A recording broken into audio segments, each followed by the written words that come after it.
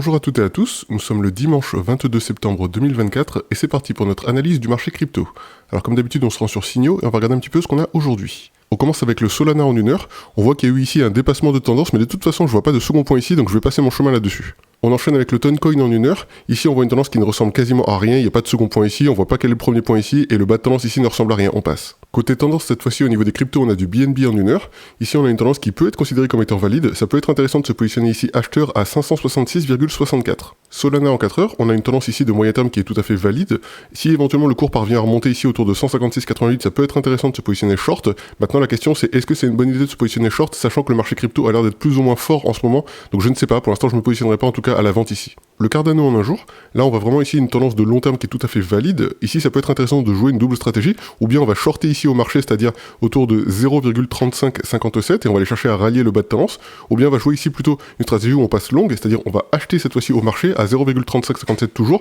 pour aller tenter de rallier de nouveau plus haut ici. J'aurais tendance à dire qu'il vaudrait mieux plutôt jouer une stratégie où on passe longue ici et on va tenter de monter, mais pour ma part je me positionnerai pas encore sur le Cardano pour l'instant. Avalanche en 1 heure, on a une tendance de court terme qui est pas forcément bien définie ici, j'aime pas trop donc je vais passer mon chemin là-dessus. Polkadot en 1 heure, ici encore on a une tendance qui est un petit peu bizarre, ça peut être considéré comme étant valide parce qu'on voit quand même que les points sont pas très loin des bas ici et des plus hauts, éventuellement ça peut être intéressant de se positionner acheteur ici à 4,238 s'il y a une opportunité qui se présente. Le NIR Protocol en un jour, on a une tendance de long terme ici qui est tout à fait valable, en plus qui est bien bearish et on voit qu'on a déjà tapé sur le haut de la tendance pour rebondir. Pour ma part je resterai quand même d'avis que même si ici ça peut se shorter pour aller tenter de rallier le bas de la tendance, je pense qu'une stratégie plus intéressante serait plutôt ici de tenter une cassure par le haut avec un petit rebond sur le haut de la tendance avant de venir se positionner acheteur. Et enfin le NIR Protocol en 1 heure, on voit ici une tendance qui est pas assez bien définie selon moi, on peut passer là-dessus. Voilà pour le tour du marché crypto en ce dimanche 22 septembre 2024, j'espère que ça vous a été utile. Si c'est le cas, n'oubliez pas de mettre un pouce, abonnez-vous et cliquez sur la cloche pour être informé de la sortie des nouvelles analyses, et on se retrouve dès demain. Allez, ciao ciao.